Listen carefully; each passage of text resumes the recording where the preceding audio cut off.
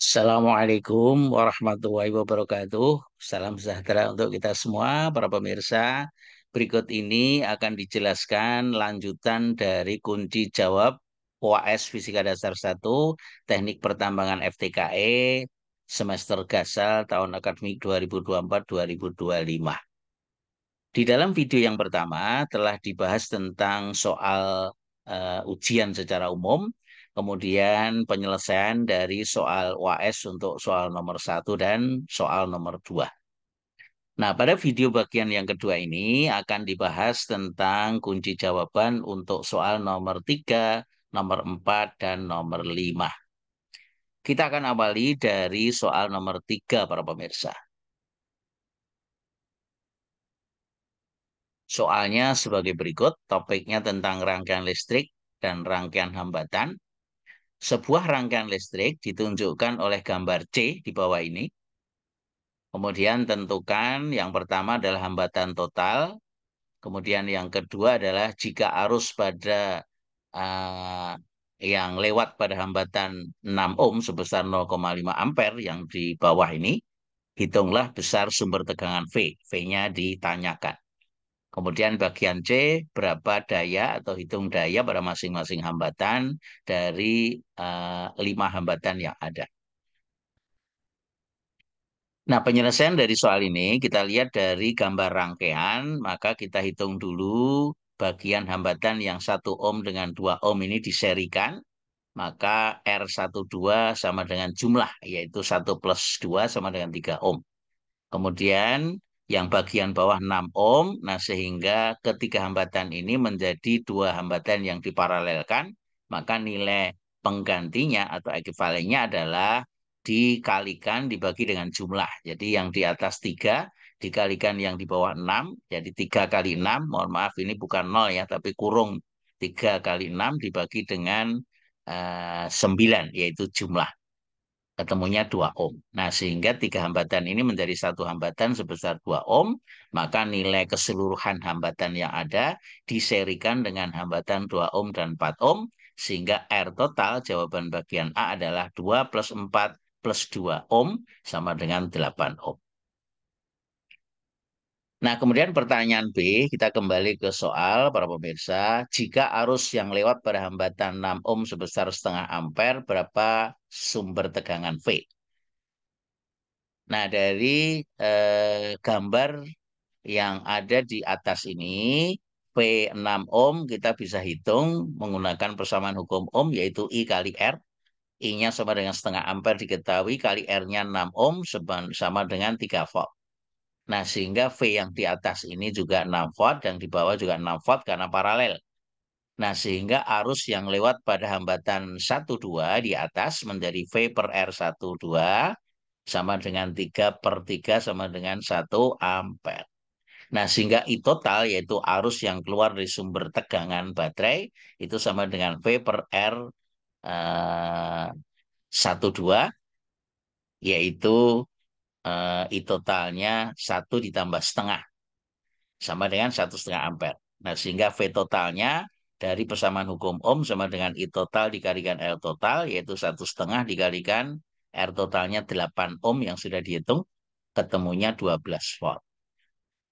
Nah, kemudian pertanyaan C-nya adalah berapa daya masing-masing hambatan. Untuk yang 2 ohm, arusnya 1,5 ampere, jadi 1,5 kuadrat kali 2, ketemunya 4,5 watt. Untuk yang 4 ohm, I-nya adalah I total, yaitu 1,5 ampere, dikalikan R-nya 4, ketemunya 9 watt.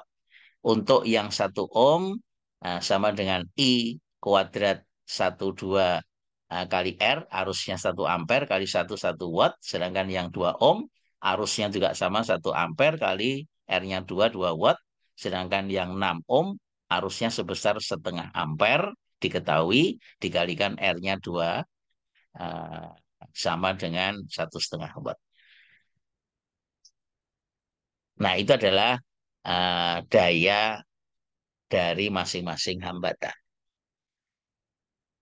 Kita akan lanjut ke soal nomor 4, para pemirsa. Soal nomor 4, topiknya tentang medan magnet oleh kawat lurus.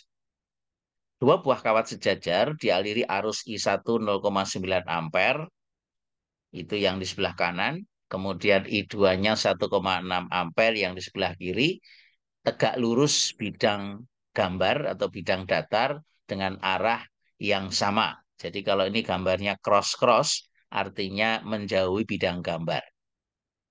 Nah, jarak antara kedua kawat 5 cm, jadi antara I2 dengan I1.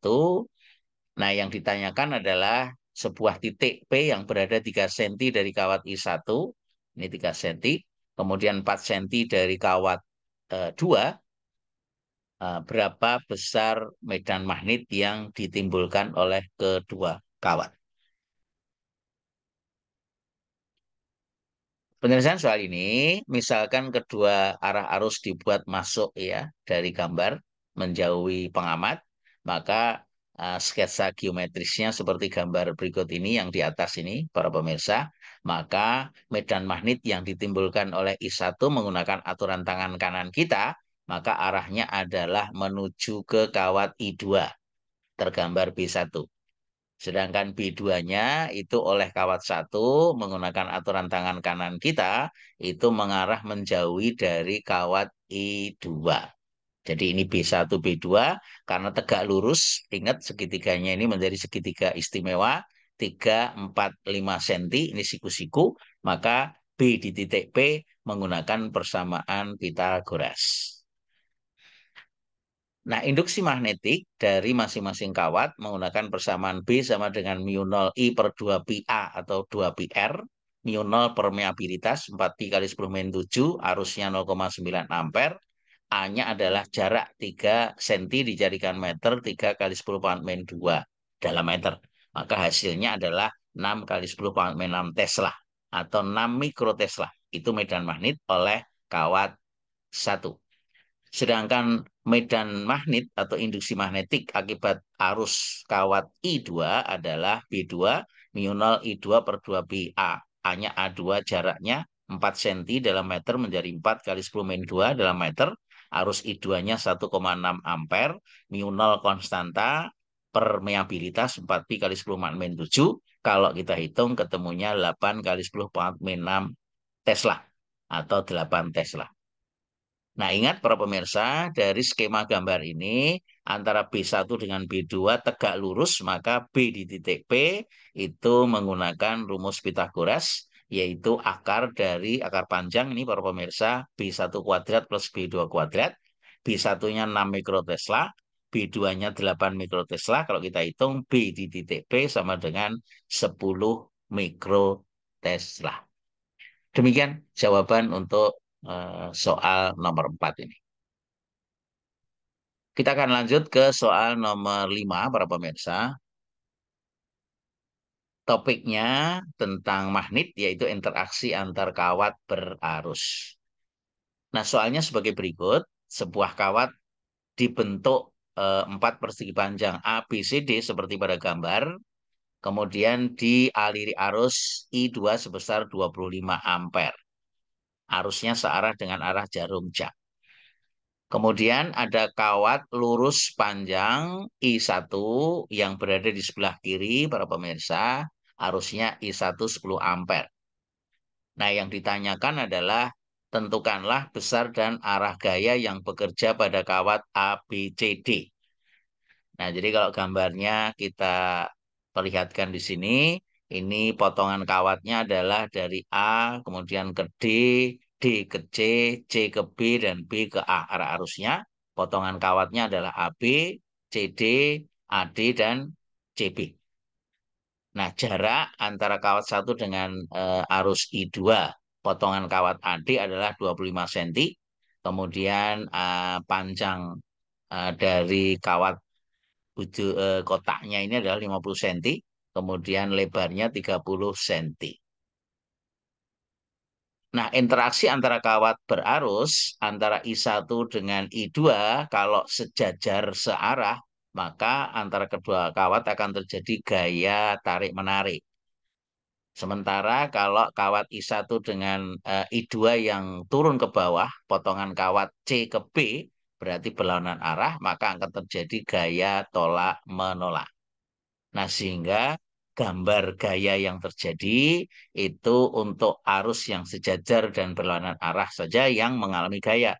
Sementara potongan D, C, dan BA karena tegak lurus dengan kawat I1, maka tidak mengalami interaksi gaya antar kawat berarus. Nah, sehingga arah gaya dari masing-masing potongan kawat, AD ke kiri, FAD-nya, kemudian yang CB, karena arusnya berlawanan dengan I1, maka arahnya ke kanan, gaya tolak-menolak, yang FAD gaya tarik-menarik. Sementara FDC dan FAB sama dengan 0 karena tegak lurus antara kawat I1 dengan kawat DC dan BA. Nah, pada kawat AD, maka terjadi gaya interaksi antar kawat, yaitu sebesar FAD per satuan panjang, itu sama dengan mu 0 I1 I2 per 2 pi A. Ya. Atau FAD-nya saja mu 0 I1 I2 per 2 pi A dikalikan panjang kawat LAD. Nah, kalau kita masukkan mu 0 permeabilitas 4pi kali 10 min 7, I1-nya 10 ampere, I2-nya 25 ampere, LAD-nya 0,3 dalam satuan meter per 2 pi A, jaraknya 0,25 dari 25 cm. Nah, sehingga kalau kita hitung ketemunya 6 kali 10 min 5 Newton.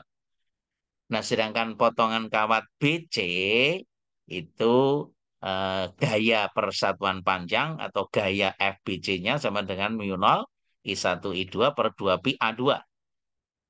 A2-nya sama dengan 0,75 cm ya, karena dari 25 cm ditambah dengan 50 cm dari kawat I1 ke kawat yang lewat pada potongan CB. Nah, sehingga ini nilainya 0,75 dalam meter. Kalau kita hitung ketemunya 2 kali 10 power min 5 Tesla. Nah, sehingga potongan kalau kawatnya ini rigid, ada gaya ke kiri FAD, ada ke kanan FBC, nilai FAD lebih gede daripada FBC. Sehingga gaya total yang dialami oleh kawat kotak ini itu sama dengan FAD dikurangi FBC karena arahnya berlawanan. Nah, sehingga kalau kita hitung ketemunya 6 kali 10 min 5 dikurangi 2 kali 10 min 5 sama dengan 4 kali 10 Newton. Arahnya adalah yaitu yang lebih besar, yaitu FAD. Ya, mohon maaf ini salah ketik, mestinya arahnya ke kiri karena yang ke kiri lebih besar daripada yang ke kanan. Nah, mohon dikoreksi. Demikian para pemirsa, mudah-mudahan bisa dipahami. Terima kasih atas perhatiannya. Assalamualaikum warahmatullahi wabarakatuh.